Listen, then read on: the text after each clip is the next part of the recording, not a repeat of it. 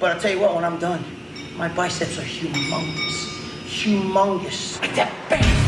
My name is Anthony Bevilacqua, and I'm the host of New York Muscle Radio podcast. My arms have been a weak point for years. When I started training, my arms measured 11 inches. Even after many years of hardcore training, nothing would get them to grow. With the help of my co-host, Big E, we set out on a mission to gain 1 solid inch to my arms in 12 weeks. In the greatest experiment of all. 12 weeks later, this program finally helped me get 18-inch arms.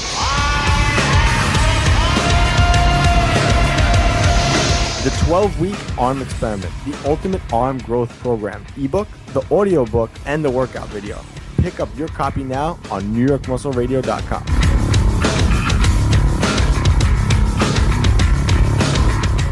New York's very own muscle building coaches, Anthony Bevilacqua and Pete Kacharian, proudly present to you New York Muscle Radio.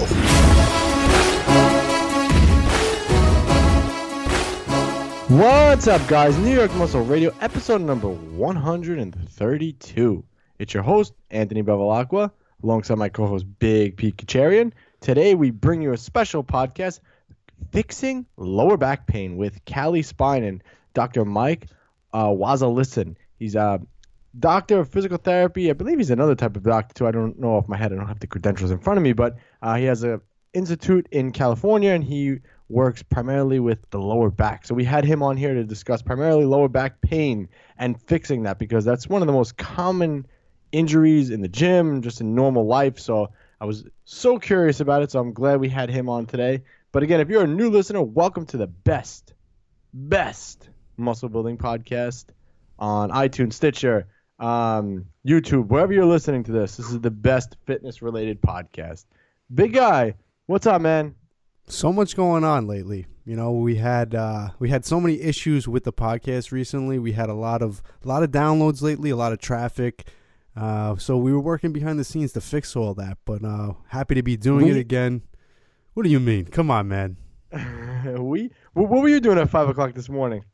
I was sleeping at 5 o'clock this morning. Yeah, I was yelling at our hosting service at 5 a.m. All right, so I was working behind the scenes. You were yelling behind the scenes, and the combination of the two, I think we've solved the problem. Yeah, just crazy how, I don't know. I don't even know what to say about it anymore. I feel like we whine about it, and I don't want to whine about it anymore, so I'm just going to kind of ignore it from this point on. Maybe it'll go away. Yeah, well, I don't. That usually doesn't work, but let's just keep doing what we're doing, and I think that's all we can do right now. Yeah, exactly. So again, like I said, today's podcast is all about fixing the lower back, and I mean, I can't even begin to tell you how many times I've talked about lower back with people, and people always ask me, "I'm getting a pain here. What do I do?" I mean, what about you? You've heard that, I'm sure, plenty of times.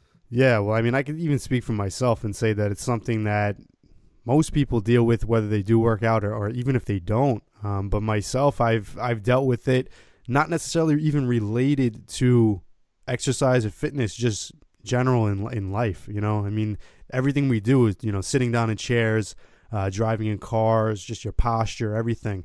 That can lead to lower back pain. And then especially if you're working out incorrectly on top of it, that'll amplify it. And, the combination of the two, I'm sure, is something that I've dealt with.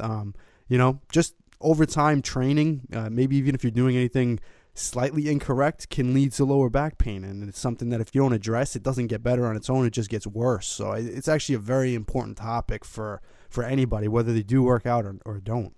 Yeah. I mean, one of the exercises that's key in building up the lower back muscles is the deadlift. And, oddly enough, as it's one of the best movements for the lower back, it can be one of the worst. Right. And I've had people who've come to me, or even me myself, I've gotten hurt doing deadlifts in my lower back area, but it's not until you actually get the form down right. I mean, we spoke about this a ton of times, so I don't want to keep repeating it, but, actually I wanted to talk about this on the podcast. I think I've been doing much better with deadlifts and conventional deadlifts in specific. My squat has just shot up. I'm telling you, it's from the deadlifts, because now my lower back is no longer a weak point in the squat. So I do think that, a strong lower back has a lot more carryover to everything that we do in life. So if you're looking to improve all around, especially in the gym, then you have to deadlift. Got to work that lower back. Absolutely. I mean, I started doing them a lot more religiously lately, And I could say the same thing. My squats have improved, and I would say the improvements are pretty much due to doing deadlifts more consistently. I haven't really changed much with what I'm doing as far as squatting, but the addition of deadlifts, I've seen the improvement carry over to my squat significantly. And, the other thing you mentioned too, which is absolutely true, is, you can get injured doing them if you do them incorrectly, but at the same time, I've rarely had any type of lower back injuries, and the ones that I have had actually have come from not from squatting and not deadlifting, doing things outside the gym. So it's crazy because at the same time, yes, squats and deadlifts can injure your lower back if you do them incorrectly.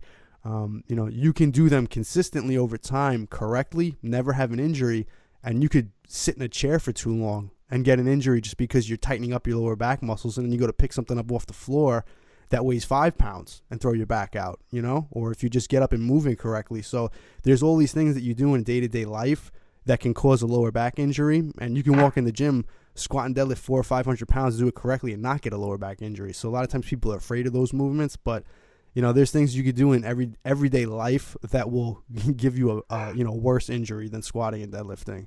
Well, just shifting gears a little bit here, for those of you who follow us on social media and who actually have subscribed to our YouTube channel, again, I changed this so you can go to newyorkmuscleradio.com/video. Made it very, very simple for you guys. You can see all the videos that we post. We actually posted up a video of me squatting. It's actually, as you guys are listening to this, I have a meet this week coming up, and I'm super excited for it. And my last heavy week of training is, the week prior to the meet. And I managed to hit 495 squats in training for 2 reps, multiple sets. I think I did 4 or 5 sets that day. I don't remember off my head. I think it was 4. So we did a little funny little skit with that. And I think it came out really, really good. And again, if you guys want to check that out, head on over to newyorkmuscleradio.com/video. Don't forget to subscribe while you're there. That's our backup place for all the podcast stuff. And we're releasing our video podcast this week also. So that will also be on there as well. But yeah, I dressed up as Captain America, and Captain America squatted 495 for multiple reps. It was actually really funny. A legit 495 too. Those were not fake plates. I know that's really the trend lately on the internet. If you want to do those heavy squat and deadlift videos, put the fake plates on the bar and then have, whoever you're dressing up as, Power Rangers or whatever, lifting those heavy weights. But this was legit. This was in training. We didn't alter anything for this. We just had Captain America do the lift. Yeah, man. Actually, it's funny because when you have all the get up on and the mask, and it's such a different movement when you're squatting because, obviously when you have a mask on, your proprioceptive, ceptive view of everything is different. So it's like, oh God, I hope I don't get buried with this and look like an idiot. So it definitely adds a different element to your training as well. So it's not easy to do with real weight. I mean, I understand why people do have fake plates and they do things like this because obviously it's a lot safer and a lot easier. But neither here nor there, Captain America came to the AB Fitness studio and squatted 495 for multiple reps, multiple sets. Yeah, it was intense, man. Oh man, it was funny. It was definitely a good time.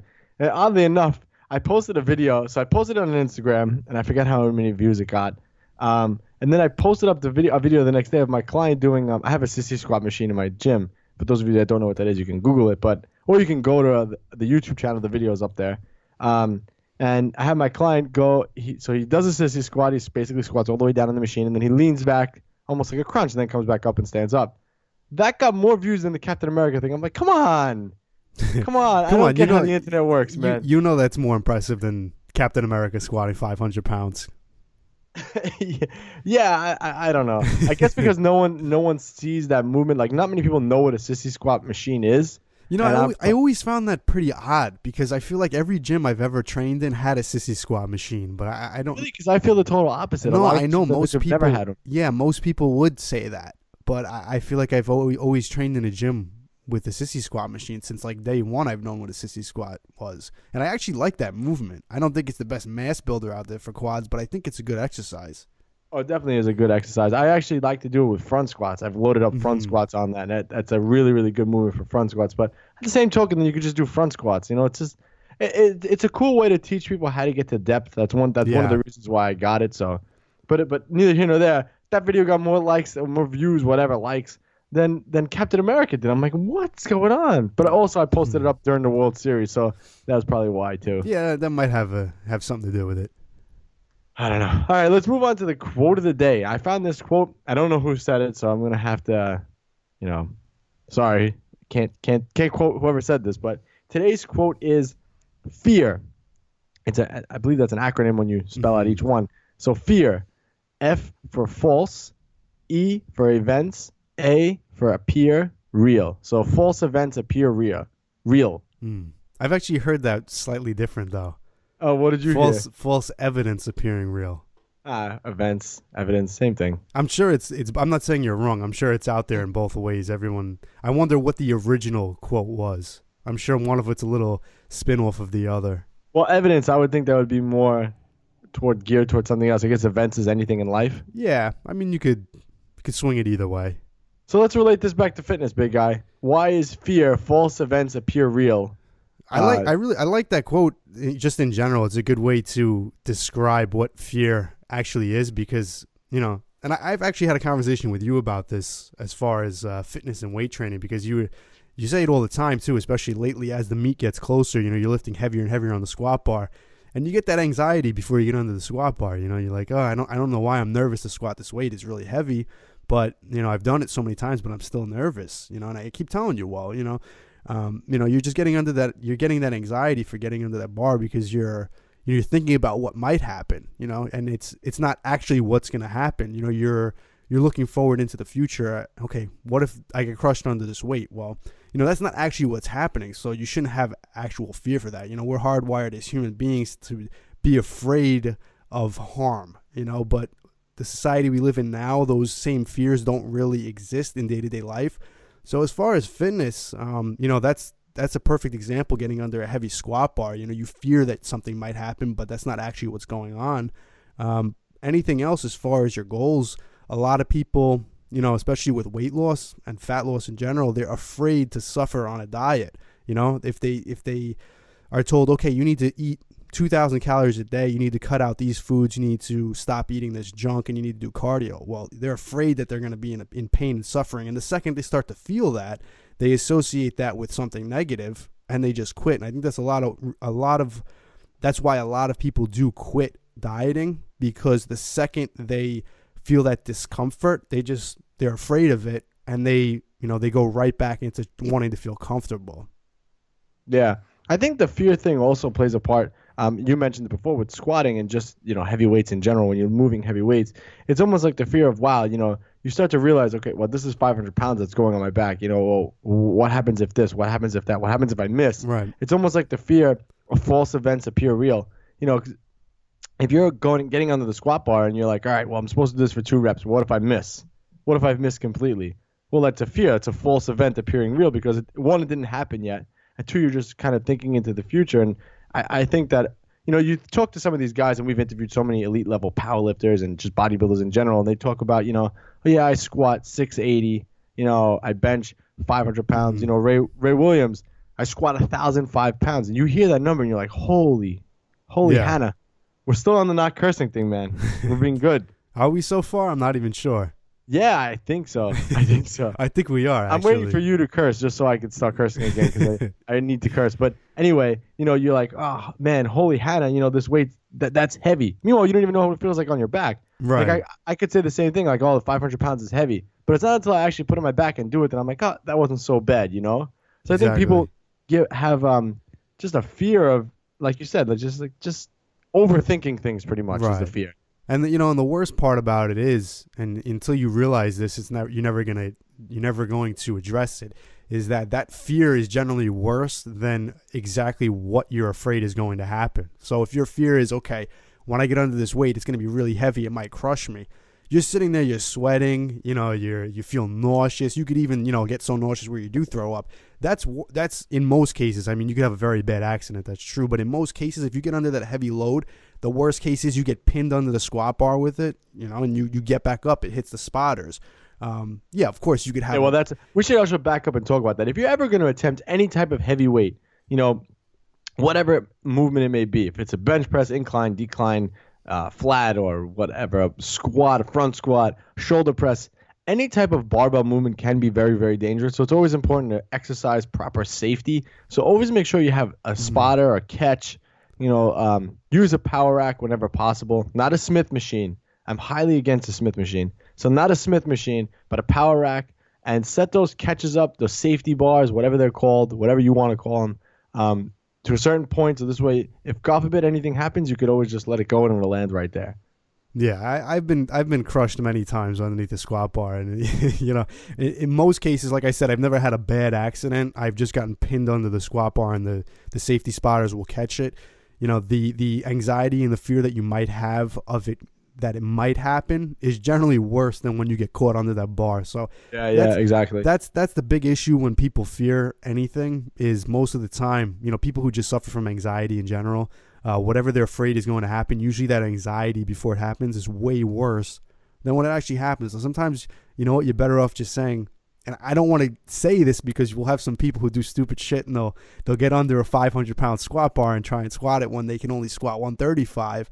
But, if you're afraid that you're going to get crushed under something, sometimes you're better off just saying, listen, I'm going to squat it, and if I get crushed under it, I get crushed under it. I can't control it if it happens. Yeah, it's true. So basically, guys, what we're trying to say here is, fear is not really fear. It's false events that appear real. So it's stuff that you're over-exaggerating in your mind that you're making a lot worse. So don't be afraid to try a new program, try a new diet, try new weight under the bar, adding weight. Don't be afraid of things. Just like we said, just push forward. Don't overthink it, and you'll definitely push yourself way beyond your limits. That's overcome your limits. Yep. All right, let's move on to the shout-outs. So again, I don't have a ton of shout-outs today, I think because we've had such a lull in downloads between losing the server twice. So we don't have a ton of shout-outs to go, but I actually have a question. So we'll shout out Michael Warburger. He's got a question for us, so we figure we'll answer it. We also have a listener question today, too, so we'll answer it. We have 2 basic questions today. So Michael wants to know, hey, guys, I would love to do your Get Jacked in 12 program. I've been lifting in my youth, and now for the last 3 years, I'm far from a professional bodybuilder. I'm on average doing 4 gym sessions per week. Your program schedules 5 sessions. Can I still do it? If yes, how do I adapt it? So Mike's talking about our Jacked program, which is available on our site, NewYorkMuscleRadio.com. Click on that products tab, and you'll find it there for absolutely the price of free. So again, guys, if you want a really, really good program to follow, hit that one up. Yeah. You want to answer it?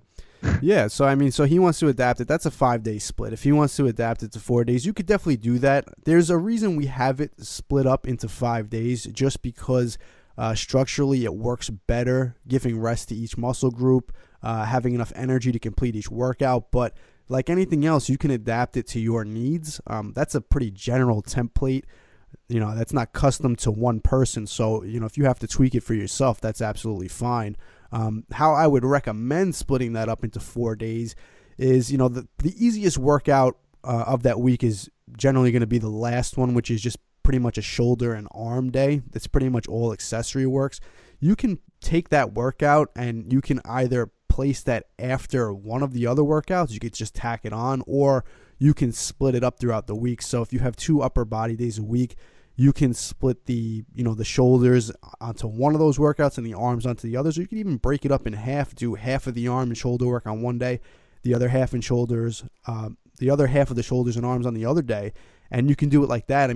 Really the idea behind it is you want to make sure that you just get in the sets and reps, that are listed in for that week. So however you do that, that's fine. The reason we do have it on its own day is you will be fresh going into those movements, which is definitely a good thing, especially if those muscle groups are lagging.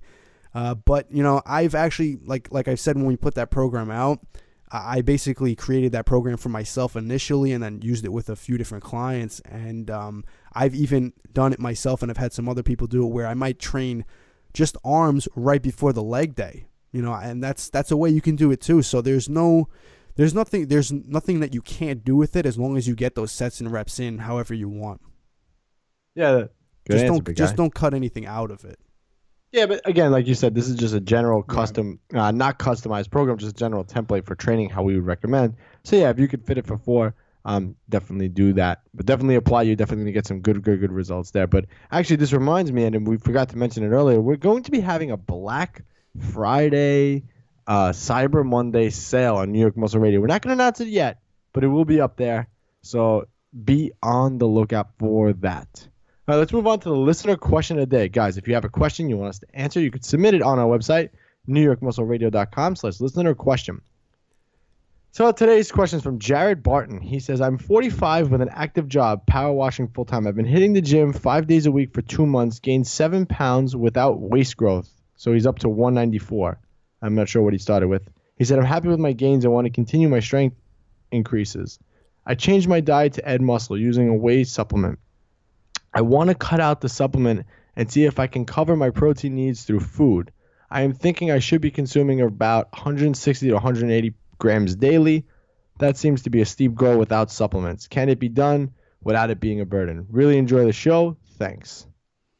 Yeah, I mean, so he said he's about 195 right now, something like that. Yeah, 194. Yeah, so I mean, you generally want to set your protein requirements at a gram per pound of body weight at the minimum. That's a good place to start. Some people could start a lot higher depending on your body composition, how you're training. Me and Anthony both consume approximately the same amount of protein, anywhere between 225, 250 grams. And, for me, that's about 1.25 grams of protein per pound of body weight. And that's a good place to start, anywhere between 1 and 1.5 grams per pound of body weight. And, as far as reaching that without a protein supplement, that's absolutely doable. I can easily consume 250 grams of protein a day with no protein supplement. I do like to get maybe one meal a day in with it, but there's many days where I don't. And, the key to doing that is have some type of eating structure, whether you want to eat 3 meals a day, if you want to eat 5 meals, if you want to eat 6, and then have a goal for each meal to hit a certain amount. So if I'm aiming for 250 grams a day over the course of 5 meals, then every meal I should aim for 50 grams. That's the easiest way to accomplish it. I think a lot of people look at that number and they just try and cram it all into a meal early in the day. Then it's like lunchtime and they try and cram in the other third of it, and it just becomes a problem. So you really, the key with that is spacing it out. So make sure each meal you do consume has a good serving of protein in it, and it's going to take up the bulk of the meal. So every meal I do eat is based around a protein source. Yeah, that's one of the hardest things for any normal person to get in is their protein intake. Protein intake is definitely, hard to get. Like my co-host said, your protein intake is a little low. I'd like to see it a little bit higher. So especially if you're an active guy, I'd like to see it around the 190 mark minimum.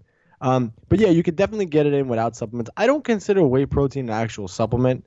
It is derived from milk, and it makes getting my protein intake in super easy. You want to do it without a burden. It's going to be tough. You're going to have to cook chicken, your meats, whatever it would be, ground chicken, ground turkey, ground beef, steak, eggs. It's going to be a lot of cooking and preparing on your end. So a whey protein supplement definitely helps that, because one less serving of food you have to cook is going to be so much easier than having to cook an extra one. But at the same time, man, it really depends. If you have time to devote and you do all your meals in advance, then you can absolutely do it without a protein shake. A protein shake is not something that's necessary for gains, but it definitely makes life a lot easier, I think.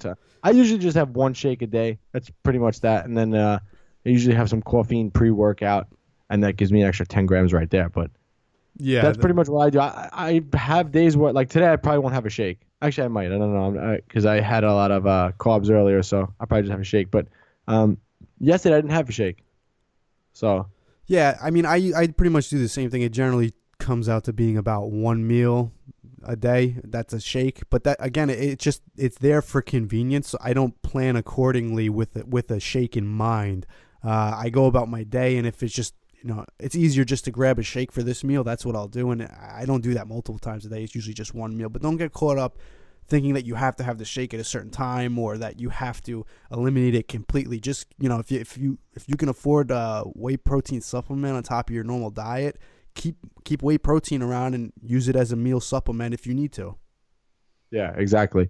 Otherwise, like one of my other go-to things that's really quick that requires no preparing is tuna. Yeah, and I was gonna say that. Yep. Oh God, just like the thought of tuna just makes me cringe a little. But anyway, yeah, I hate it. But I always, when I don't have food around, I say I hope there's a can of tuna in the cabinet.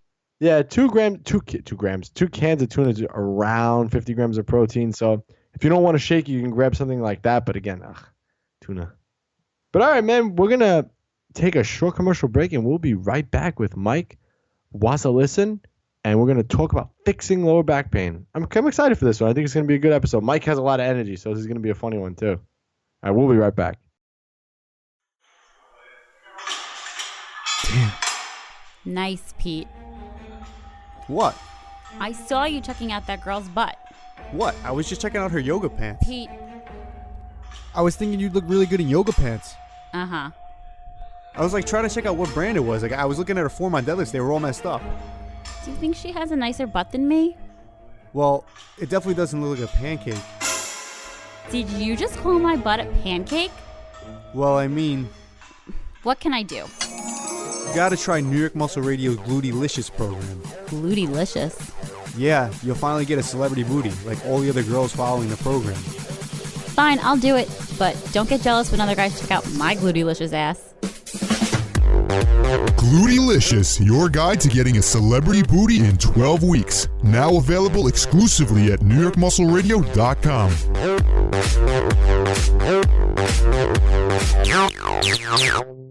Want anything special for your birthday? Just a decent cup of coffee. You're kidding. I'm serious. Honey, your coffee's undrinkable. It's pretty harsh. Well, so's your coffee. You know, the girls down at the office make better coffee on their hot plates. And he didn't even kiss me goodbye. You know, if I could just make a decent cup of coffee, I could relax. So relax.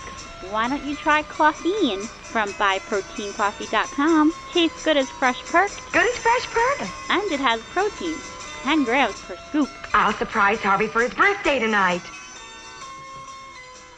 Hey, great coffee. Doesn't it taste good as fresh perked? Better. Better than those girls make at the office? Honey, their coffee can't hold a candle to yours. Coffeen, the world's only instant coffee that's fortified with muscle-building protein. Visit BuyProteinCoffee.com now. What's up, New York Muscle Radio listeners? It's your co-host, Big Pete Kacharian, and I'm glad you're all listening.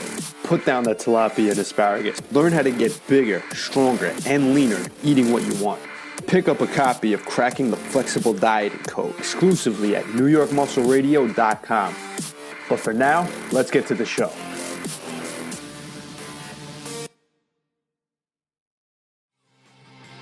Hey guys, it's your host, Anthony Bevilacqua, and I just wanted to announce that my brand new personal training facility is now open. I'm currently taking on new clients in the Long Island, New York area. If you're interested in working with the best personal trainer in the business, head on over to abfitnesstrainer.com and sign up for your free consultation. Then you can understand why bodybuilding.com has named me Personal Trainer of the Month. All right, guys, we're back. New York Muscle Radio, episode number 132, Curing Lower Back Pain with Cali Spine. So we got a special guest on today. I don't know if you guys have ever been on his Instagram. It's at Cali Spine. We have our own Dr. Mike Wasilisin. Mike, what's up, buddy?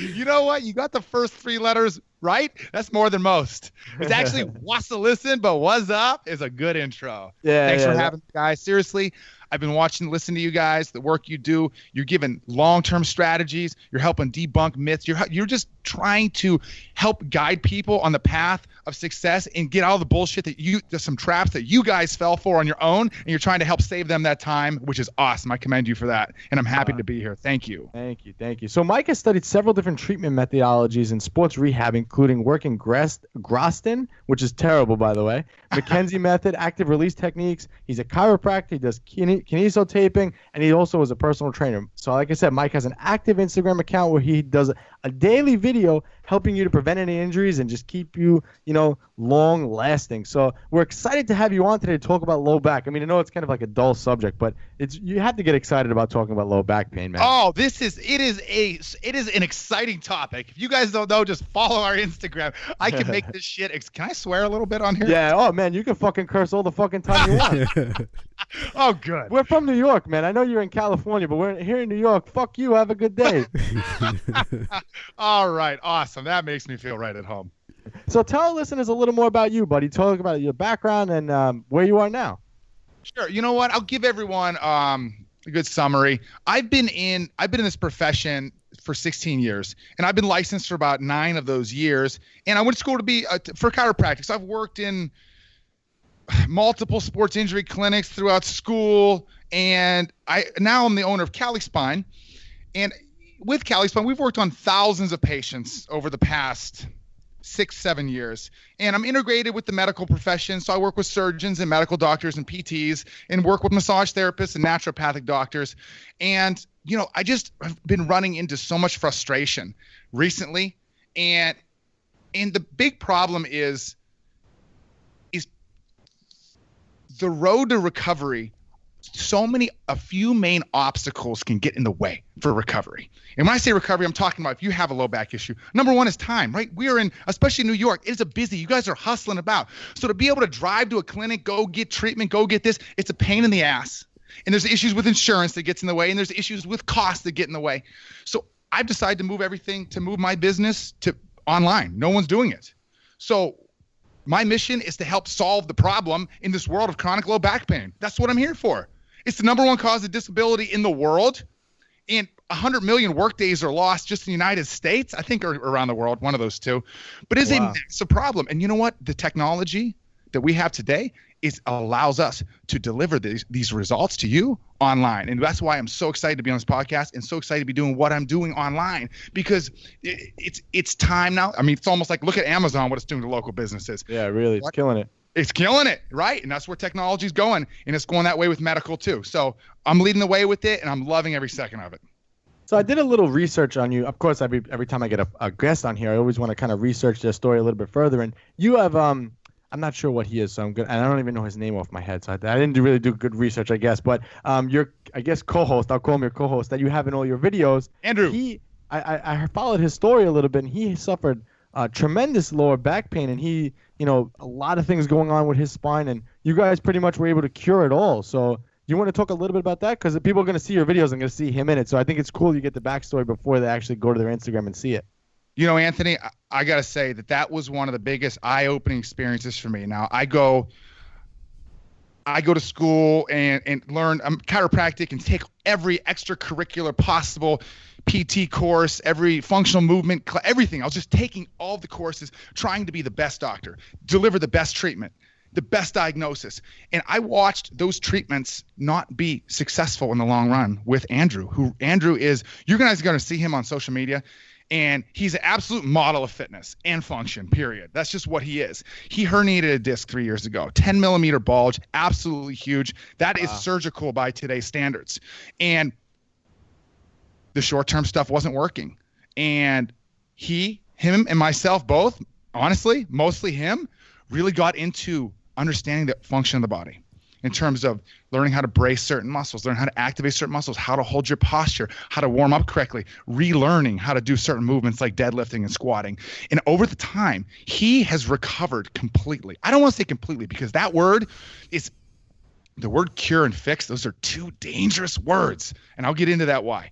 But it led me to understand that the treatment is not the solution for people with back pain. It can give people a jump start, but that's it. It's your responsibility to take care of your own back. Most people, what we see is they run around looking for the best treatment. I see the doctor of the Buffalo Bills. I see this doctor. I'm getting this treatment. These treatments are okay, but you must learn how to use your body, because nothing worth having or doing doesn't require hard work, dedication, and commitment. I think that's partially a Theodore Roosevelt quote. So that's where our office has evolved. And that's why I'm talking with you right now, is because I had a breakthrough just watching with Andrew. Is the secret sauce is not the treatment. The secret sauce is being committed in going through the process, learning how to move your body, doing it daily over time, and making progress. Just like you guys talk. I'm sure you guys, Anthony, Pete, run into people who they're just looking for the next quick thing, right? The next video, the next exercise, the next pill, the next supplement, the next shot. I'm sure you run into this all the time. I'm waiting to find that pill so I can bottle it and sell it. You know what? I looked for that treatment for like 12 years. I'm telling you right now, it's not there. All right, let's back up a little bit. So for anyone listening to this, I want your definition of what is actually considered lower back pain, and what are the common symptoms of lower back pain? Because I know there's different degrees of lower back pain. Right. Okay, so let's clarify low back from hip. Now, whatever you guys are doing, listeners, guys, viewers, What I want you to do is feel on the outside of your hips. And Anthony and Pete, you too. You guys can feel that crest right on the outside of your oblique. Where am I feeling? So if you feel your abs, okay? I'm joking, man. I'm joking. You gotta lighten up, man. This is New York Muscle Radio podcast. Well, actually, I might need more in-depth instruction, so you can still go with it. My co-host is a little slow, so go ahead. Yeah, you guys, I get really passionate and excited about this stuff. Sometimes I got to come back and start laughing a little. It's good. You guys reel me back. But either way, guys, if you feel the top of your hip crest off to the side and you trace that all the way back, it'll start dipping down towards the lower spine. Anything above that crest and below the lowest rib that you feel off to the side, that is considered your low back. Now, definition. In that low back, there's 3 types of low back pain. Number 1, there's a nerve pain.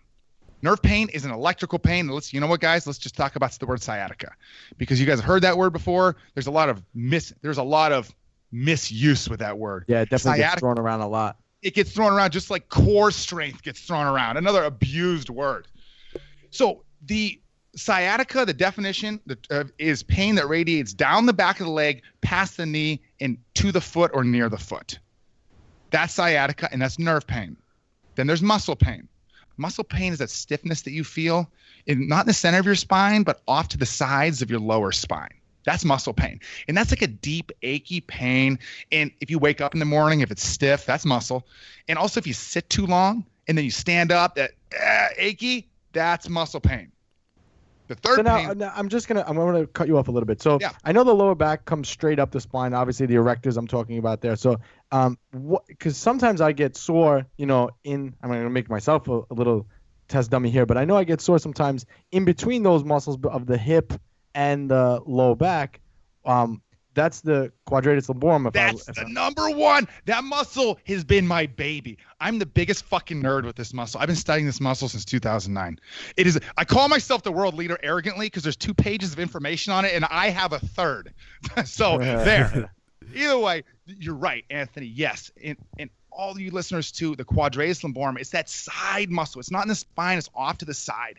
And you can actually, if you stand up and side bend a little bit, and you guys can dig your thumbs in there, you may even feel a big ball or nodule, because that's quadratus lumborum. It gets really scarred up. If you feel a big ball or nodule in there, you might have to side bend back and forth. Then you guys have a problem in that muscle. And I'm going to go over some ways that you guys can help that. But yes, Anthony, that quadratus lumborum is and that video is kind of what got us famous. I call it the Cali spine stretch, because I never saw anybody else doing it. But we put that on YouTube, on Facebook about 6 months ago, and the thing hit 4 million views in like a day and a half. Wow. Yeah. Well, guys, what we're going to do also, we're going to have Mike, he's going to email me all the stuff, and everything's going to be in the show notes. So again, if you head on over to NewYorkMuscleRadio.com, just click on this episode and you'll have all the links and all the videos in here. I'll embed everything in the show notes here so you guys can get it. So if you're driving right now, touching your iliac crest, whatever you're doing right now, everything will be on the site. Yeah, don't be stupid and wreck and blame me. I don't need any of that shit. But the third one, guys, is joint pain. So joint pain is pain right over the spinal bones in the low back, or the most common one is off to those dimples in your low back. The dimples near the center off the side.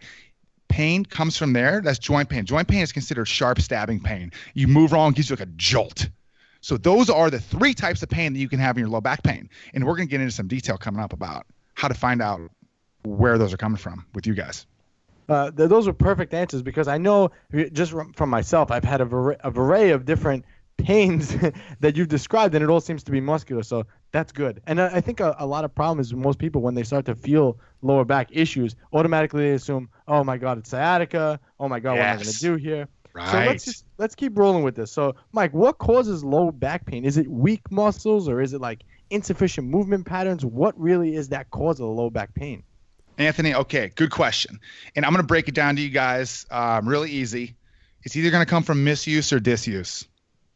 Disuse, this is easy, right, guys? You guys are in the gym. You guys are doing your movements. You're doing your deadlifts. You're doing your squats, and you're not paying attention to your mobility movements. You're not giving proper attention to your low back. All the parts are in working order, but you're not giving any oil. There's no oil in it. It's just running dry. That's disuse. You're just not doing the work. Pain can come from that. The most common thing we see with low back pain is pain from misuse. And what that is those are improper body mechanics. And you do those wrong a little bit, and over the course of time, that's going to cause accelerated wear and tear over the structures, such as the nerves, muscles, or joints. So 2 causes of pain. You're not using the damn thing at all, or you're misusing it. Mm-hmm. So now I have a question. I'm going to ask a little side question here. So if I'm training hard, I'm doing a powerlifting meet, so I'm at more toward the end of my meet prep right now. So I'm getting ready for a meet, and obviously you're more beat up at this time. You're moving the most weight that you've done and during the whole training block. And, most of the time my lower back, I'm going to use me for example here.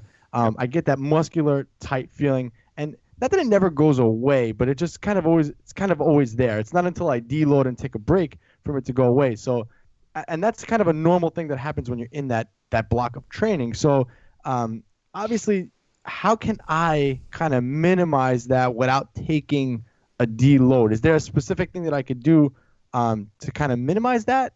Because I don't want to, like at the same time, like I want to do good in my powerlifting meet, but I don't want to wreck myself. And I think that this is a lot of people are in that same position as me, That makes sense? So the question is it almost something you can do to keep that tightness, keep that pain at a minimum while you compete?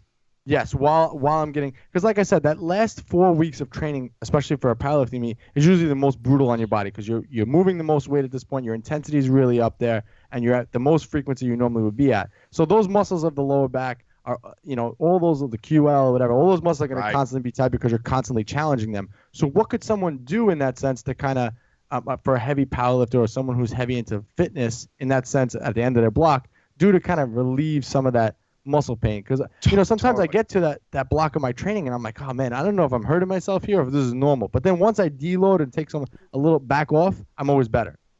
Gotcha. And you know what? The thing with the quadratus lumborum, and this is for everybody, including you, Anthony, that has a muscle issue, and let's say we've identified it as muscle, and that muscle problem almost always is going to come from the quadratus lumborum, which I call the most overlooked muscle with low back pain. And it's a very challenging muscle to stretch, but there are a couple key stretches that can really target that muscle, and I don't see anybody ever doing them. These muscles, and we'll give links afterwards, I have all kinds, guys, I have so much free content out there, and we call it our 5 big stretches, and one's the quadratus lumborum. And that would be, and Anthony, I would say, in between sets, you're working hard, in between days, you're really focusing on, we call it our Cali spine stretch. It's a side bend stretch for the quadratus lumborum. It whacks it. And you hit that and you combine it with getting a lacrosse ball in that muscle. So you lay your back, pull your knee to your chest, dig that lacrosse ball in there, and there's your deep tissue massage therapist. It's like having an elbow in your low back. And that's just something, the last few weeks, you just hammer that hard in between workouts, in between sets to keep you going until you get through it. And then you got some off time where you can actually rest and recover. Perfect. Does that answer that? Yeah, that was good. You're doing great, Mike. You're doing great. Mike, what's up? I'm seriously, hold on, I unplugged my microphone here. Let's see. Am I back? Yeah, you're good, man. You're good. All right, awesome. Okay, cool. What now? Mike. So what's the difference between lower back pain then and sciatica? Good I know question. you mentioned the nerve stuff, but I know, like I said, a lot of people mix this up. So sciatica comes from the low back, always. So sciatica, just for the sake of everybody out there, I'm going to give you a general piece of information. The sciatica comes from a bulging disc. That means you got the cushions in between your low back. Each vertebra, they're all stacked up on top of each other. Vertebra, disc, vertebra, disc. And the discs allow you to move and be mobile and have some dance moves and kick a leg up and bend. Those discs, if you're misusing or disusing your body, over time, you will wear those discs out. You'll accelerate the wear and tear. Just like if you're going to take your car out and just whip around fucking bends left and right, you're going to wear the tires out. If you misuse or disuse your body, the same thing. And after you wear out that disc, what happens is that disc eventually just goes, you know what, fuck you. And it just pushes out into a nerve and goes right down the leg. And that's sciatica. Now, there's something called pseudo sciatica, and that's fake sciatica, and people it's called piriformis syndrome. It's like deep in the ass, like that deep glute muscle, that piriformis can pinch that sciatic nerve. It can give you the same symptoms, but true sciatica comes from the low back. What's the other one? I think that's a good point, actually, because I was actually speaking with Anthony about this earlier, because for the longest time, I actually suffer from sciatica that flares up every now and then. And I was always told that it was due to herniated discs. And I never really thought that I injured my back or I had any type of spinal issue. And I found that a lot of my problem stems from my piriformis always being inflamed and tight and stiff all the time. So I know. Did you feel it in your back, Anthony? Do you feel, because now you're giving me a couple different signs, right? It sounds like you have some QL tightening on both sides, or one. Is it one side on you? Well, that's Pete. Pete doesn't lift. Pete only does bicep curls. That's it. No, well, you see, the funny thing with me is, wait, hold on, Pete. Everybody says me and him sound alike. Do we sound alike, Mike? Yes. Oh, okay. All right, go ahead, Pete. Yeah, the funny thing, I'm like, for myself, I've had obviously different issues than what Anthony's describing. So for myself, I've had issues where I've had pains where, from what I understand is sciatica, and I've been told that that's due to a bulging disc. Like I said, I actually believe, as you mentioned, that it could be pseudo-sciatica because my piriformis muscles are always chronically tight. If I were to lay on a lacrosse ball and, dig it into my glute, into my piriformis, it's the most painful feeling ever. So Gotcha. I believe that's where my issue comes from. So what you're saying is that that's not actually true sciatica. No, and it isn't, but it's tough to confidently diagnose that one. But what piriformis syndrome almost always is, it's from a lack of glute activation on the side. Now the glute maximus and the piriformis both have very similar roles. What they both do is they both externally rotate, so they outwardly rotate your thigh. If your glute maximus is not firing properly, then the piriformis muscle is trying to do the work, and that thing is a little freaking muscle. It is a little bitch. It's like a skinny little, it's trying to do the job of something bigger. And if it can't do it, that piriformis just starts getting overused, and it grows, it gets to a size it shouldn't, and then it starts cramping down on the sciatic nerve. So that could be the cause of that piriformis issue. Could be. Interesting.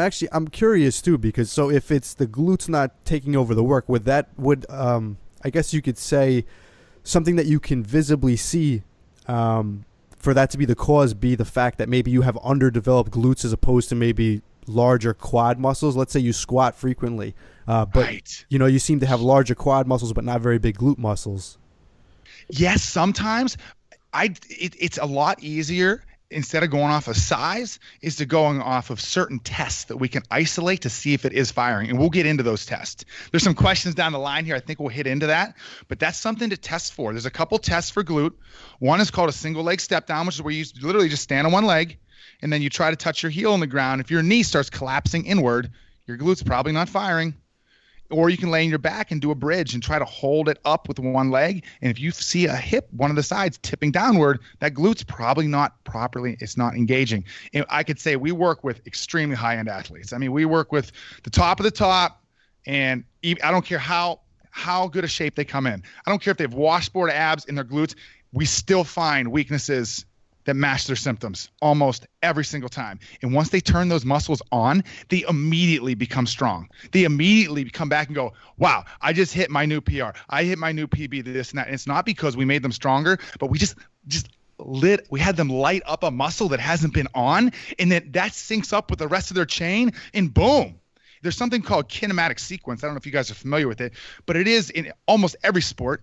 Like, for example, let's just take well, I've always studied rotary sports, but like a golf swing. So a sequence that happens is whenever you, on a backswing, if you swing, the feet fire, the knees, the glute, and it creates a whip.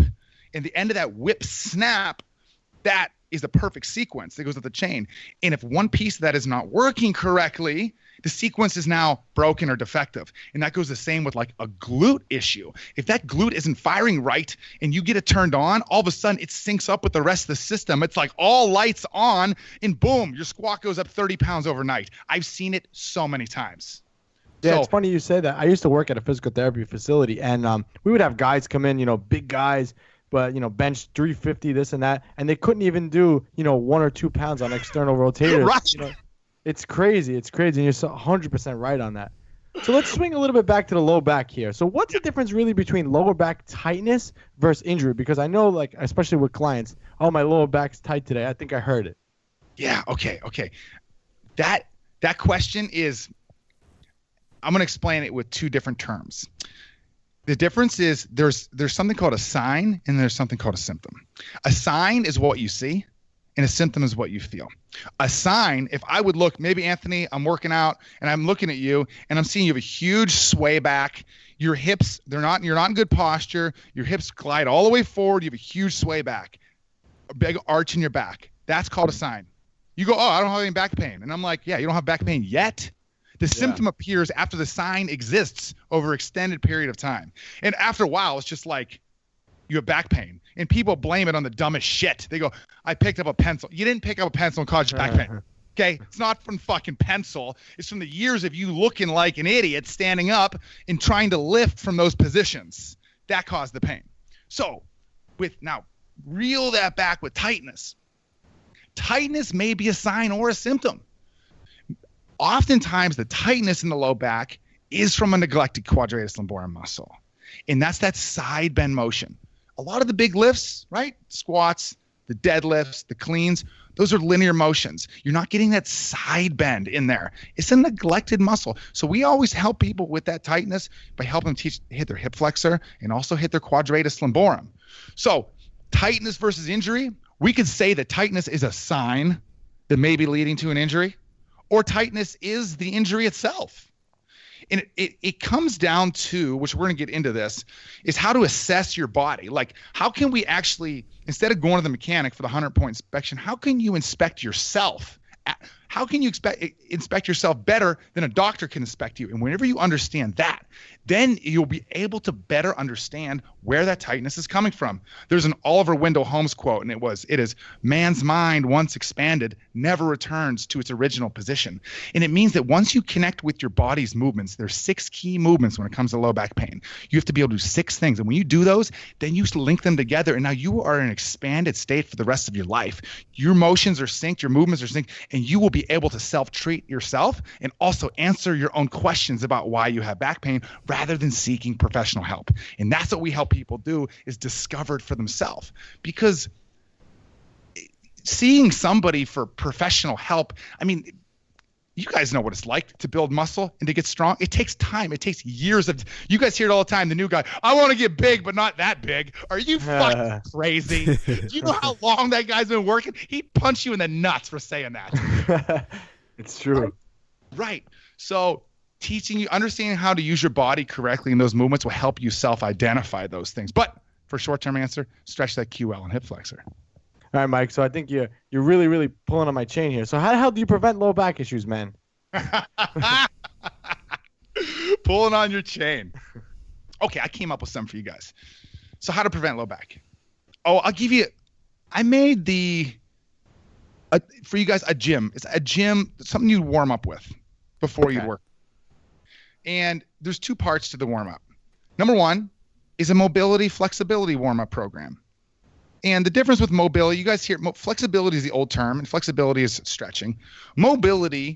Flexibility is those 2 terms. I'm still confused about where the hell to put those. Flexibility, people understand. Mobility is a new and upcoming word, and it's more specific than flexibility. And it also includes different types of self-massage.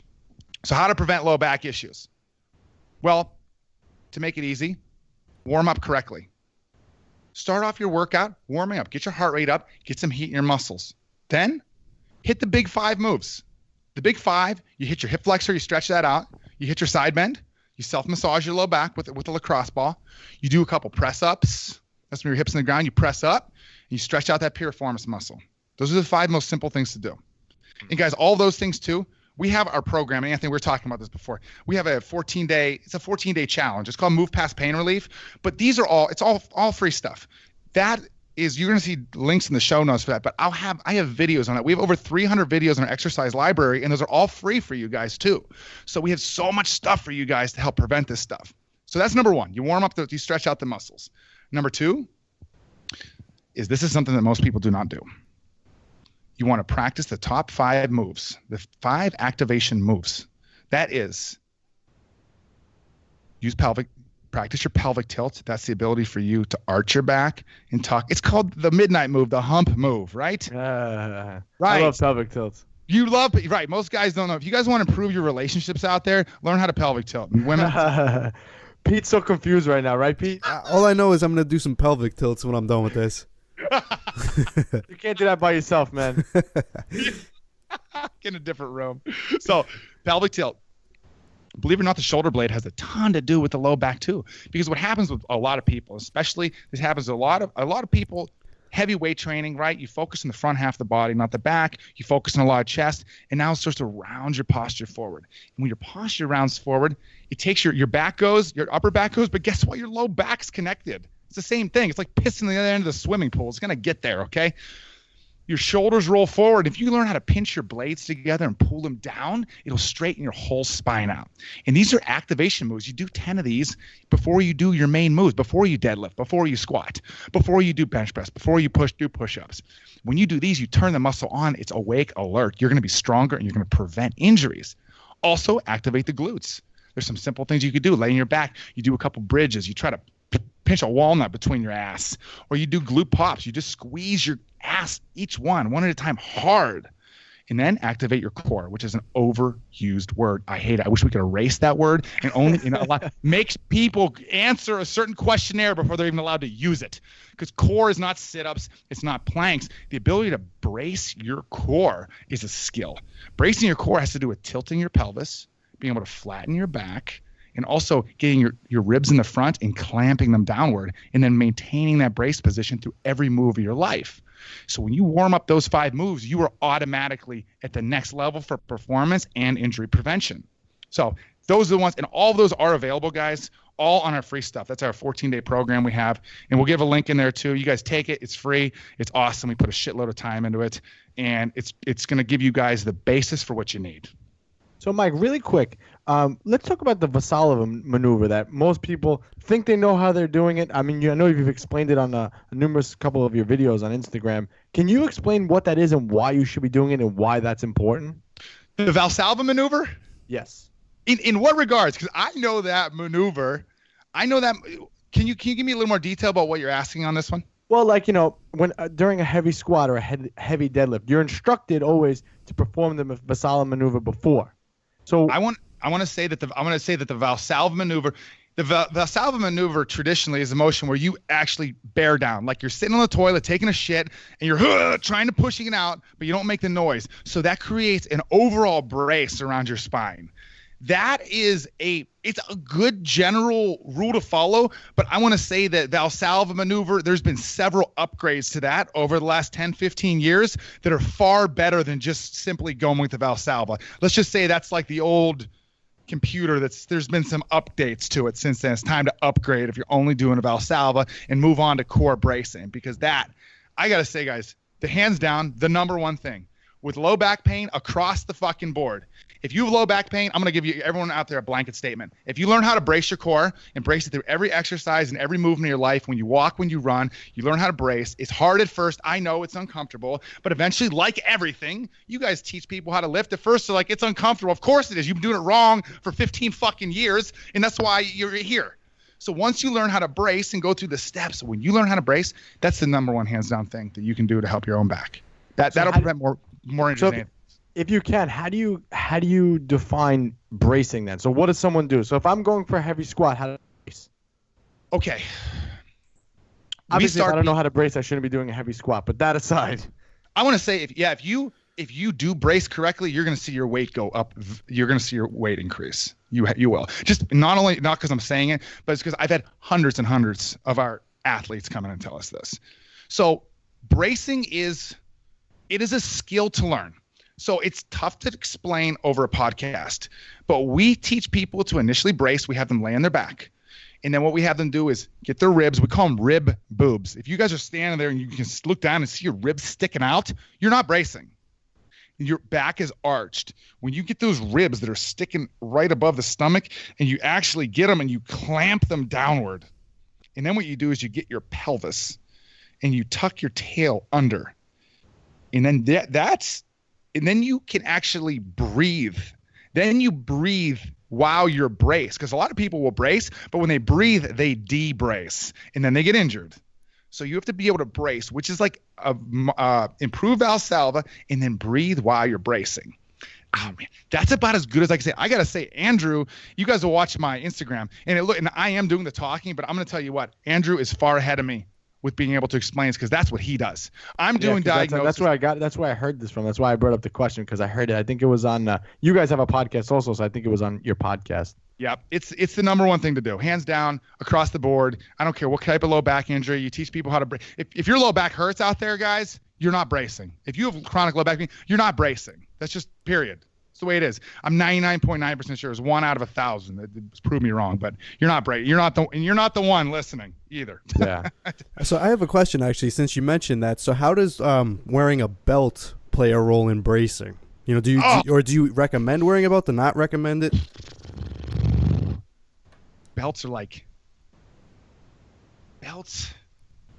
I'm not a belt guy because I come from a natural standpoint. So we use I'm a big promoter of using barefoot shoes, so you can actually learn how to use your foot, and then the belt will simulate the brace. So I guess we could say it this way: we can use the belt as a test, meaning that if you're doing a deadlift and you go, wow, it hurts my back. If you clinch that belt and now you do a deadlift and it doesn't hurt, that just means that you're not bracing.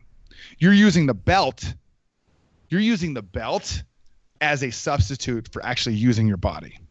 Now, granted, I mean, I've come from a lifting background, never to power lifter level, but I can say that if you are, let's just say you never wear a belt and then that's it. You're going to hit your PR, you're going to hit your PB.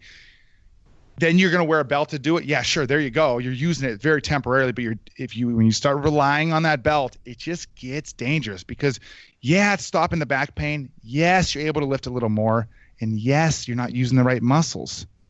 So the belt's just ugh. Oh man, I'm so glad you're saying that right now because I've went to meets, I've done personal records, and I've squatted over 500 pounds with no belt. Deadlifted with no belt, and I'd have the judges look at me like I'm crazy. How are you not wearing a belt? Why didn't you wear a belt? I never felt like I needed one. Gotcha. I never felt like I needed one. It wasn't until recently that everyone's been kind of getting in my head that I was like, all right, I'm going to put a belt on. And honestly, I mean, my co-host can talk for me here. Pete, how tight is my belt? Yeah, you don't even keep it that tight, actually. I always tell them that, it's not even really doing anything. It's there for show.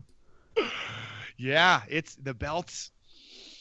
I mean, I can see. I mean, it's basically giving you instant core, instant core strength. That's what everyone wants, anyways. Instant strength. Yeah. And I'm sure I could have some top lifters argue with me about certain things with that. But remember, I look at the body. I'm looking at everybody's body from 5 years down the road, 10 years down the road. I'm helping people long term. So I'm not into the quick fix things. That's not because I don't think it does shit.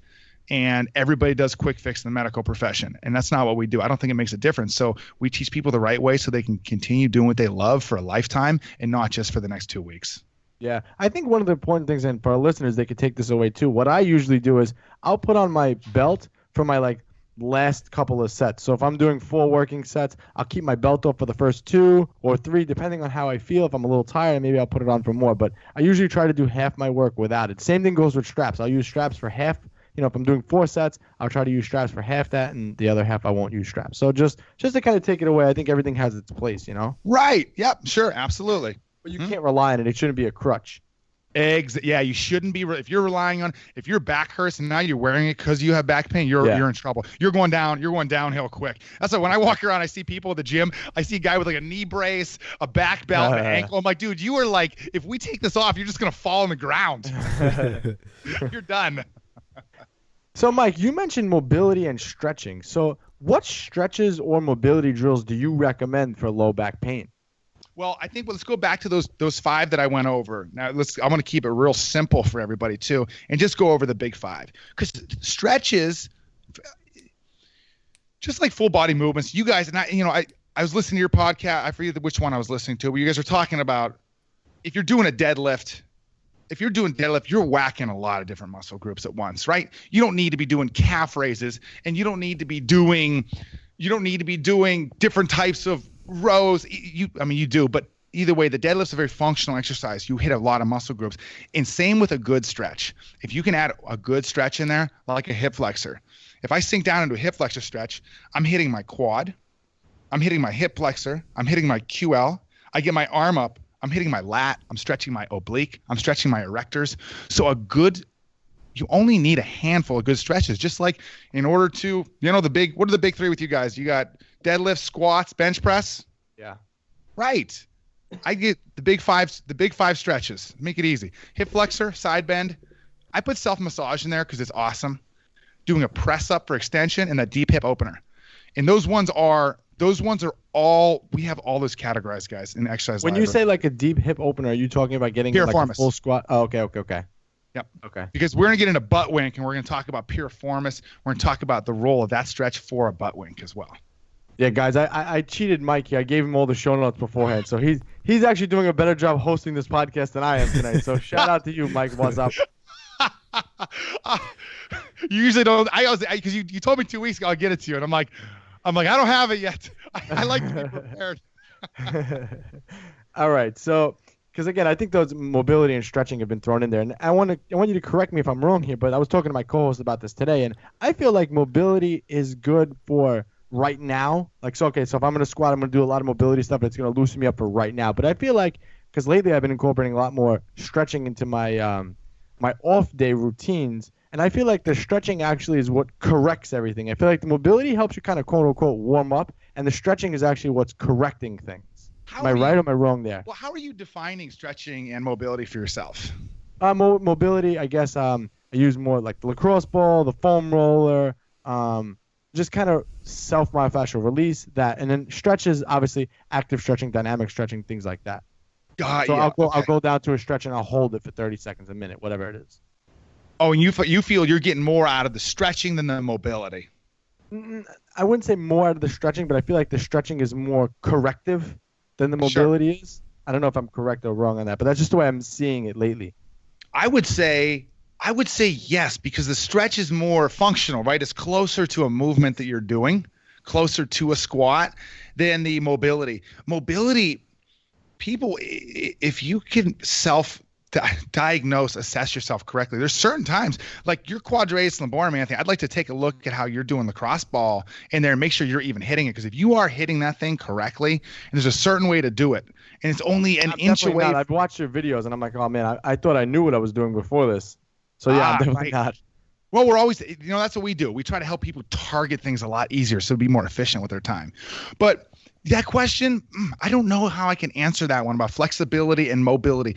We usually have people blend them in, and we usually find that after they do the mobility, we have them do the mobility initially. If they have back pain, they're going to hit mobility for the first couple weeks pretty intense, and they're going to hit that with flexibility, and then they're going to do some core work. But after a while, the mobility almost drops off 80-90%, and it goes to a flexibility warm-up, and then it goes to doing the right activation exercises, like when we talked about glutes and pelvic tilts. And so we believe those are going to be more beneficial long term than doing the mobility, is doing the activation side of it. So if someone's listening to this and they have low back pain or tightness, how do you go about fixing that then? Okay, this is good. Let's get rid of a myth. Let's dump a myth right now. Let's do it. So the myth is fixing and curing. Those two words we need to get rid of those for low back, because if we talked about how low back pain starts, and it's either from misuse or disuse over time. So you could be doing something wrong for 2-3 years, and eventually what's happening, you guys don't even know, because you guys are on your cell phone, you're on Instagram, you're counting sets, you're counting reps, you're not connected with your body, and you can't feel your parts wearing out. They'll grind over time a little, and after it grinds away 50%, now you're blasted with a symptom. So then to go fix that, with the car tire, you can go to a mechanic and get another tire. You can't get another set of tires for your body. Your body is built with Ferrari tires. That's what you have. You have the best Pirellis on there. I don't know this. I think it's a good brand. But yeah, it is. And you cannot get new ones. All you can do is align the tire and then just deal with what the hell you wore out. So when you have chronic low back pain, you never fix it. It's a pot of gold at the end of the rainbow. You can only improve upon it. Just like if somebody goes, I want a bicep in 2 weeks, a bigger one. Dude, it's going to take you a long time, of doing the right things over a long time. And that's the same with back pain. But the medical system has fucked it up for everybody by telling everybody about this pill or this shot or this adjustment or this cure or these new embryos to inject. And it makes people run around searching for a cure, just like you're going to run around searching for the next best supplement or the best stretch. It doesn't exist. For low back pain, success is the same as it is in life, as it is in exercise and fitness. It's having the right knowledge. Doing the right thing over a period of time will always yield results. But you guys know what it's like too. And I know, Anthony, you're low back pain. I'm sure let's say you're low back, your QL, your sciatica, and let's say you decide to go away for a 2-week trip somewhere, and then you don't even work out, you're drinking, and then your shit starts to hurt again. It comes right back. So you got to get back to doing the things that you know what you got to do. Get back into the fitness, get back into doing whatever it is you do to keep that stuff away. And that's the same with low back stuff. It's about having the knowledge and doing it right over a period of time. And I forget what the hell the question even was. Don't you have him in front of you? What kind of co-host are you today, Mike? Well, you made me self-conscious. I had to close the screen. Oh, you want me to tell you? Are you gonna? What was it? So if you have low back pain or tightness, how do you go about fixing it? Oh, right. Okay. Oh, and I made something for that too. I did make something for that one. I'll open it back up again. So if you have low back pain, how do you go about fixing it? And there's a specific order to doing this. Most people are going to want to just go do the next stretch, the next thing. And they don't know why they're doing it. They just were told it's what you've got to do. The first step is assessing and figuring out where the hell the problem is coming from. And there's a 5-point assessment. And you have to, and this is stuff, once again, I'm telling your listeners things that they can now, because it's audio, that they can go on our website and they could take these tests that we have. It's a free test. And what you do is you have to know can you tilt your pelvis correctly? Can you fire your glute? Can you activate your core? That's the first step, is identifying the weakness. What's your weak link? Once you identify that weak link, then what you do is you start developing you go through the right mobility, flexibility work. You start doing that work. And those are the big 5 that we went over. And then at the same time, or tailing at the end of that, that's when you start working on the underlying cause. And let's say you cannot brace your core. You can stretch yourself to fucking death. If you're not activating that throughout every movement, you're going to be stretching yourself to the day you die. You're not going to make any progress. I'm so glad you said that. I'm going to cut you off quick. I'm so glad that you said that, because I think a lot of people now with the whole mobility movement, my low back's problem, I'm just going to do mobility. But again, if you can't fire those muscles, that's not going to go away. You're always, you're buying 2 days. You're buying an hour of relief. That's all you're doing. Then eventually you get frustrated because it doesn't work. Exactly. Yeah, that's it's the process. And it's just like when someone's going to start lifting again, right? You're not just going to, they don't just go in the gym and start lifting. Well, some people do, but you get a game plan. You kind of learn the fundamentals, what you got to do, and then you build off of those fundamentals. It's the same thing.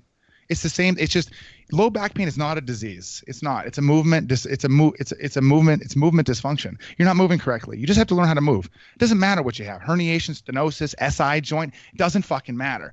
You have to learn how to move. Once you move correctly and do it over time, you will get results. There's no other choice. You will get results. Period. Perfect. Guys, what I'm going to do in the show notes here, I have it already listed, the big 5 movements Mike is talking about, and I'll label them number 1, number 2, number 3, number 4, number 5, because Mike is going to provide us with everything. So it'll all be there for you if you're a little lost and you maybe missed something or just catching up. So everything is going to be in the show notes again. All right, Mike, so now we talked about mobility, stretching, we defined lower back pain. What about exercises? What exercises should every lifter do in order to help strengthen up the back and prevent lower back pain? Love it. And let's just say that person, let's just say, Anthony, that you know how to pelvic tilt, you know how to do your stretches. You know what? You can deadlift. If you can deadlift, squats, and different plank variations. I say plank variation. I threw that in there with slight hesitance at the end because doing a plank gives you the ability to actually practice on bracing your core. And I know that's the number one thing that people cannot do. So getting in a plank position and bracing, and you could do all kinds of variations. You guys, deadlifting is such an awesome movement. And you know what? I'm sure, Anthony, you hear different doctors, oh, you shouldn't deadlift anymore. Are you guys fucking serious? Yeah. Deadlifting is involved with almost every motion of your life. Whether you're picking up a pencil, kids, laundry, bending, you're deadlifting. So deadlifting is such an amazing move to do. Squatting is the same way. Deadlift and squat, 2 biggest moves right there for the low back to help strengthen it up and prevent it. Yeah, I couldn't agree more with that, man. So since you mentioned squats, people complain about low back pain, especially when squatting. Do you think this is due to like butt wink? And if so, how can that be resolved? So I guess we should back up a little bit. Can you define butt wink for us? And then if someone is suffering from butt wink, how can this be resolved? And again, how you can tell if you're doing anything wrong. And I've said this on so many podcasts already. You guys got to video yourself lifting. You have to video yourself lifting, and not from an ego point of view. Don't do it from the front where you're watching how much you struggle. Put the camera to the side and watch what's happening when you're squatting. Watch what's happening from your deadlift from the side, because I'm sure when you look at it from the front, it's going to look totally different than when it's on the side. And you can actually pick out your errors by doing this. And you can find that if you had butt wink, if you turn the camera to the side, place it on the side of you while you squat, you'll see if you have butt wink. But go ahead, Mike. Define what butt wink is, and then if someone is suffering from butt wink, how can it be resolved? Anthony, that is awesome advice to teaching them how to record, because you go to the gym and you see what people are doing. You go, man, can I just record you and then show you what you just did? But butt wink is very common. What butt wink is it happens to some people in the bottom of a squat. So if you squat down, the butt wink happens let me back up a little bit. The pelvic tilt we went over this briefly, but a pelvic tilt is the ability for you to put arch in your back and then to flatten your back. It's that midnight move. You arch and you tuck. That's pelvic tilt. And there's something called pelvic neutral, which is wherever you arch your back, you tuck it, and then you go back to the middle. That's the position you should be in through every lift, when you're standing, everything. Whenever you have a good pelvic tilt, your balance, your weight, your pressure on your spine is distributed 50% on the discs, 50% on the joints, muscles, all's good. What happens with a butt wink is you go down to squat, and because of the two main reasons that we see is poor ankle calf mobility and limited hip mobility, what happens is your pelvis tucks way under, and your low back becomes rounded. And that's a butt wink. And especially the more weight you load on that, or the more repetitions, whenever your butt winks or tucks under, your muscles in your low back are completely deactive and your core is completely inactive. 100% of that weight is going on the discs in your back. And it's just a matter of weight plus repetitions over time before something will probably happen to you. And that's not going to be good by the time that happens. So what has to happen with a squat is, if to squat correctly, you have to be able to take your knees. If you keep your heel on the ground, your knee has to go about 3 inches past your toe. So if you're standing there, you got to take your knee way over your toe. If it doesn't go that far, you're going to be unable to squat down to the depth you're trying. And so then you're going to try to cheat. And then to cheat, you're going to have to go into butt wink. And the other thing that has to happen with a squat is when you go low, you have to be able to drive your knees wide outside of your feet. When you can drive your knees wide, it allows your hips to scoop through and allows you to maintain an upright spine.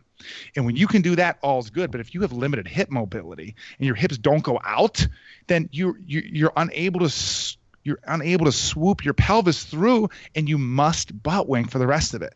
Butt wink is a sign. If you watch somebody, it's a sign. It's like a tick-tock sign.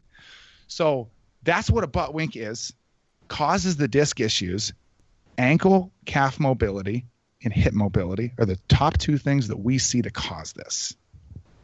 So I guess if you want to resolve it, then you'd have to just work on those areas mainly to solve that. You've got it. Yeah. And then just be aware, like you said, record stuff on the side. And what you're going to find is if you don't have that ankle calf mobility, you don't have that hip mobility, you're going to be able to squat correctly, but you're not going to be able to go to the depth that everyone else is going. But that's fine. You're better to go off to where the point is right before you butt wink, and that's your maximum depth. Just keep it there while you work on improving those other motions, and it will sink down over time. It has to. So we talked about squatting. Now deadlifts. And seems to most people get hurt doing deadlifts. Now, we know that people ego lift. It's something that happens on every gym in the world. People ego lift. They put more weight on the bar than they can handle. Whatever. Putting that aside, what is it about the deadlift that really causes issues? And kind of what can we do to kind of prevent that? That's awesome. We also find the deadlift is hands down the most injurious exercise for the low back. Is it a bad exercise? Hell no. It's the best exercise. It's probably one of the most technical exercises also. Like, a lot of people don't realize what it takes to actually do a deadlift. You're not just picking it up off the ground. There's a lot that goes into it. A lot that goes into it. And I broke it down for you guys for why people get hurt with deadlift. And I have it down to 3 moves. So we talked about pelvic tilt, right?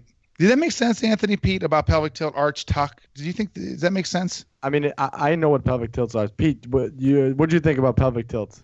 Yeah, absolutely. I mean, the biggest thing that you mentioned too, I don't want to go off topic, but you mentioned that the butt wink is a cause of the ankle, lack of flexibility in the ankle too. And I've noticed for myself, and I spoke to Anthony about this too, that lately, like, we've been filming my squats, and my biggest issue is ankle flexibility. And I've always been concerned about the butt wink, and it's funny how those go hand in hand. Right. Yeah. Just trying to get that extra motion, and your body just goes, I got to get it from somewhere. You go, all right, well, just disengage the back. You go, there's my depth. And that's just the body trying to complete the motion. Yep. Okay. So we talked about the deadlift and what we can do to prevent it. So we're going to break the deadlift into, you're right, Anthony, it's technical. So you have to be able to do 3 things to deadlift. 3 main things to deadlift correctly. Number 1, you have to be able to pelvic tilt. So when you stand up, you arch your back, you tuck your back, and your hips are moving, right? They're arching forward and tucking backwards. Now, if you go to do that move and your back is, if you look in the mirror and you have sway back or your back is in arched position, what's going to happen is that tells me your core is not engaged. If you have an arched back, it's not engaged. So when you deadlift, you're going to be able to push your hips back into the proper position, but your core is going to be disengaged. And now what you're doing is you're loading up all the joints in the spine, because your core, all the weight is now going into your spinal vertebra. And then what happens is that's when people get joint pain. I don't know if you guys heard of sacroiliac joint pain. It's the pain in the dimples. That's the number one thing we see with joint issues with the deadlift. That's that stabbing pain. It's in the dimple. It can shoot down in the glute. It hurts bad. So that's if you have too much tilt, too much arch in your back. Now, some people, you got to sit at your desk all day or sit down, your hips scoop way under and you have a flat back. And then when you have a flat back, it's very difficult for you to drive your hips, to push your hips backwards to initiate a deadlift. It's very hard for that. So what happens is you can't do that, just like in a butt wink. You can't do that. And now your low back to do a deadlift has to arch. You can't keep a flat low back. And now you arch your back, and then what happens over time, that compresses the discs. So the 3 things that you have to work on to deadlift correctly, and even if you don't have back pain, if you can improve these 3 moves, your deadlift will improve. It's pelvic tilt, the ability to arch and find the middle. It's hip hinge, the ability for you to drive your hips backwards, send them backwards to initiate the movement. And finally, that word, core bracing. Because that's a word, because core bracing, it's not natural. Let me rephrase this. It doesn't feel like a necessary move with a deadlift to squeeze your core, because you can feel it in your back. You're like, my back's working. But bracing the front of that core right there, boy, it just deloads the spine unbelievably. So those 3 things we find, improving on those 3 things will not only prevent low back injuries, but boy, your performance will go through the roof. Now, you mentioned this, and it's making me think now. My mind's going a little crazy here. Now, for our listeners who are listening to this, usually someone who's listening to a podcast, listening to it on their commute to work, or maybe at work, maybe not working, doing it at work. Some people do listen to podcasts while they exercise. So if there's someone who has a desk job all day long and suffers from lower back pain, what can they do to kind of prevent lower back pain? Because we know when you sit for too long, your hip flexors get really tight, and that's usually what pulls on the pelvis and prevents, causes lower back pain. So what could someone do who sits all day who has lower back pain? Love it. That's great. It's a great question. We get that all the time. First of all, if you sit all day and you hate your job, you should probably follow your dreams and get another fucking job. Okay? Exactly. I'm not kidding. So if you're miserable and you sit all day, you should probably just follow your dreams and do that thing you've always wanted to do, and then have a job where you can move around and be active. But for most of you that aren't going to do that, we recommend a 3-part. Number 1, hands down, we recommend you get a stand-up desk. Hands down, 100%. A lot of doctors will be able to write you, if you need a script from a doctor saying your back hurts and Anita's unable to perform at her office because her back hurts, she needs a stand-up desk. If you need one of those, doctors will give you one. But standing up, you don't have to stand all day, because that's also going to cause problems. We recommend a trio. So you're going to lay, if you can, if you can. You lay in your stomach for a third of the time, and you could do work like on a computer or phone. Then you sit for a third of the time, and then you stand for a third of the time. That's the best way to do it because you're balancing your spine. When you lay in your stomach and work, you're standing your back backwards. When you sit, you're flattening your back. And then whenever you stand, you're able to use the rest of the muscles in your body. It's just a great triage of things to do to prevent low back pain and also reduce it. Now, if you can't get a standing desk, we recommend that you get a kneeling yoga pad, like a kneeling balance RX pad or something comfortable where you can actually take a lunge stance and kneel at your desk. And it's still like standing. And we actually have a blog on this, and I think it's called like Sit, Stand, Lay, but it goes over all the details. Our blog that we put out is the day-to-day things you can do. Our blog is not about the exercises and things at the gym, but it's about day-to-day. It's about what to do when you drive, what to do when you are at work. But that is one of our blogs. But that rotating those three, hands down, the best thing you can do. Perfect. Mike, I can't thank you so much for coming on this podcast today and schooling our listeners on lower back pain and giving us all these, the big movements that everyone should be doing. And I think that we're going to cure a lot of low back pain for a lot of people. So I can't thank you enough for coming on, my co-host as well. Where can our listeners find out more about you? I know everyone's itching to look at your Instagram and start following you and doing what I do every day. Then you're probably the only thing on Instagram that I do all day. So if I click on Instagram and I see you posted something up, I click it and I perform whatever you do that day. I said, you know what? You do them? Yeah, every day, no matter what it is. Awesome to hear. So where can the listeners find out more about you and tell us what else you got going on? Okay, yeah, I'm gonna inform the listeners. So what we've done is we have been Cali Spine, CALISPINE. Cali Spine is my office in Carlsbad. Now what we've done is we've formed a separate corporation, and that's called Move You. MOVEU. So everything over the next 3 weeks, everything online is going to Move You. Cali Spine is only going to maintain as our local office. Move You is going to be our new website. It's almost up. That's move.u.com. Our Instagram is now MoveU_official. Our Facebook is either Cali Spine or Move You. And from currently, as of next Friday, we're going to have it up next Friday. You can go to moveu.com, and we have so many free resources for you guys out there. And what we have is this. We have our exercise library, and it goes over the best of the best, different mobility stretches and strengthening moves that you can do, which, it's tough to find a trusted source out there. So we put all the stuff in there. We're authentic as we can be, and it's all free on our website. That's moveu.com. That'll be up next Friday. Then we have our 14-day introduction program for low back pain. And what that is, if you have low back pain, it's an introduction program. You're going to learn how to self-assess yourself. You're going to find out where your problem's coming from. You're going to learn those 5 stretches we went over, and you're going to learn the 5 on-the-go stretches. So you can do it at Starbucks, doing a stretch, knocking a latte out of somebody's hand. You can do those things. That's the 14 days. If you do have chronic low back pain, we have Move University, and we're the first company, as far as we know, in the world that has online movement recovery programs. Move University is our paid program. That program is going to guide you from the 14-day. It's going to take you back to the active life you love. And that's where we put our heart and soul into teaching you the skills, the movements, and the strength that you need to recover from low back pain and to prevent it from coming back. And those are life skills. We also have our podcast, which is on iTunes under Move You. Podcast, exercise library, our website, and you can check out calispine.com. There's still some information on there. That's it. Those are all of our handles to find us, and we also offer free customer support for everybody. So whether you're a fan or just shoot us an email. We have Instagram. We check everything. We respond to you guys. We send you the right place. We just want the world to learn how to move correctly. And when you can move correctly, you'll be able to handle your own pain. You don't have to run around provider to provider, doctor. You don't have to do that anymore. You could focus your time on what matters. Love it. Mike, give everyone your phone number too. Oh, man. Sometimes I crack myself up. Guys, you need to go follow Mike Wasilisin. You guys got to follow him. I'm telling you, his all kidding aside, his stuff is really legit, and it definitely has opened my eyes up to what I don't know. So you guys have to check him out. But Big Pete, man, your turn, buddy. All right, guys. Pete D'Anthony with Mike Wasilisin, New York Muscle Radio, and we're out. Enjoyed this episode of New York Muscle Radio? Make sure to hit that subscribe button, leave us a 5-star review, and be sure to follow us on Facebook, New York Muscle Radio.